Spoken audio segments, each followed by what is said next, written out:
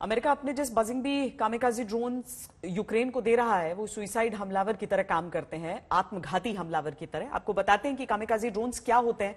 ये मानव रहित ड्रोन्स होते हैं, स्टेल्थ टेक्नोलॉजी पर आधारित होते हैं। मतलब ये कि रेडार की पकड़ में ये नहीं आते।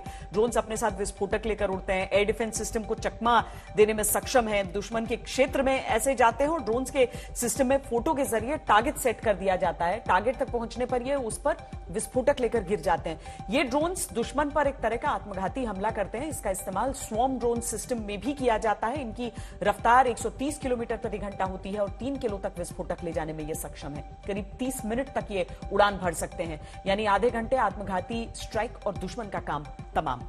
राजेश पवार हमारे साथ बने हुए हैं। राजेश, जब से ये युद्ध शुरू हुआ है एक तरह से हथियारों की नुमाइश भी दिख जाती है। अगर अमेरिका इस तरह के ड्रोन्स देने की बात करता है तो साथ ही ये भी समझ में आ जाता है कि वो अपने हथियारों को एक तरीके से दिखा रहा है कि देखिए रूस की कैसी भी टेक्नोलॉजी हो उससे हम लड़ सकते हैं। क्या हथियारों की ये होड़ साफ साफ लगातार दिख रही है युद्ध में?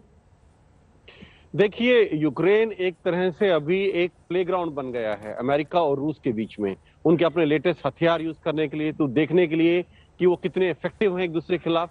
एक प्लेग्राउंड बन गया है और इसमें सफर कर रहा है यूक्रेन और यूक्रेन के लोग। देखिए, जहां तक ड्रोन्स का सवाल है, रूस अभी तक यूक्रेनियन आर्मी के ऊपर आत्मघाती ड्रोन्स जो आपने बात की वो यूज कर रहा था।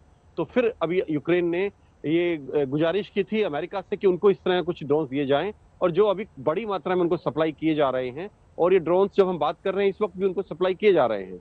और ये ड्रोन्स जो है ये एक टारगेट के ऊपर मंडरा सकते हैं काफी लंबे समय तक।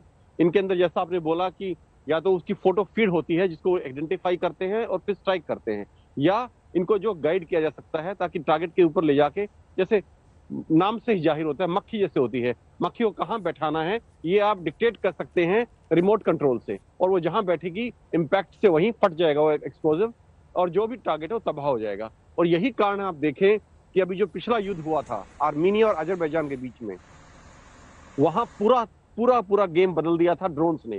जो तुर्किश ड्रोन अजरबैजान ने खरीदे थे उनके कारण आर्मीनियन सेना बिल्कुल धराशायी हो गई थी, जो कि एक बराबर की फौज थी दोनों ये, लेकिन बिल्कुल धराशायी हो गई थी। तो ड्रोन्स अपने आप में गेम चेंजर हैं। जब ड्रोन्स आ जाते हैं तो बाकी जो कन्वेंशनल चीजें हैं, कई चीजें इतनी कामयाब नहीं रहती। जैसे आर्मर्ड टैंक्स बहुत महंगे पड़ते हैं। ड्रोन एक सस्ता और एक टिकाऊ उपाय है इतनी महंगी चीजों को बर्बाद करने का और बहुत जान माल की हानि पहुंचाने का। श्वेता, तो यूक्रेन की तरफ से लगातार कहा जाता है कि ये जो अटैक्स किए जाते हैं, जो हवाई हमले खासकर किए जाते हैं, नेटो से गुहार लगाई जाती है। फिर यह भी कहा जाता है कि हम सिर्फ आपसे रिक्वेस्ट नहीं कर रहे हैं, हम लगभग बेग कर रहे हैं, भीख मांग रहे हैं आपसे कि स्काइज को बंद कीजिए। तो ये ड्रोन्स उस मामले में यूक्रेन के लिए कम से कम मुकाबला थोड़ा सा बेहतर कर सकते हैं, आपको लग रहा है? नहीं श्वेता, देखिए ये बिल्कुल अलग रोल हो जाते हैं।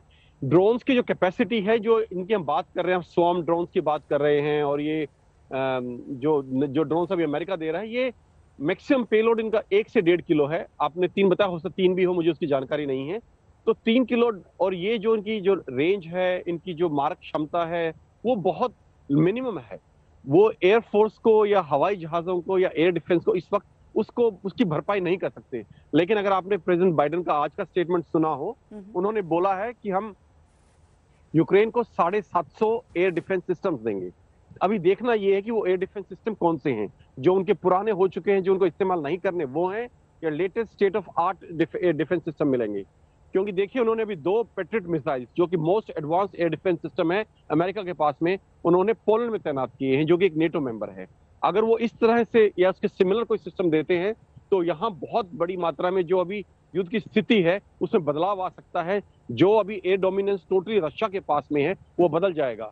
750 एयर डिफेंस सिस्टम बहुत बड़ी चीज है जो प्रेसिडेंट ने बोली है, प्रेसिडेंट बाइडेन ने। और अगर वो लेटेस्ट टेक्नोलॉजी के हैं, पेट्रियट मिसाइल के तरीके पे हैं, तो मान के चलिए आपकी आने वाले टाइम में जो एयर वॉर है, यहाँ पे जो हवाई जहाजों की लड़ाई है, वो बिल्कुल बदल जाएगी और रशियन डोमिनेंस हवा में लगभग न्यूट्रलाइज हो जाएगी। श्वेता, सही बात है, क्योंकि अभी तो यूक्रेन लगभग लाचार नजर आता है, लेकिन क्या इस तरह की चीज होती है और कब होती है ये देखना होगा। बहुत शुक्रिया राजेश पवार इस पूरी जानकारी के लिए।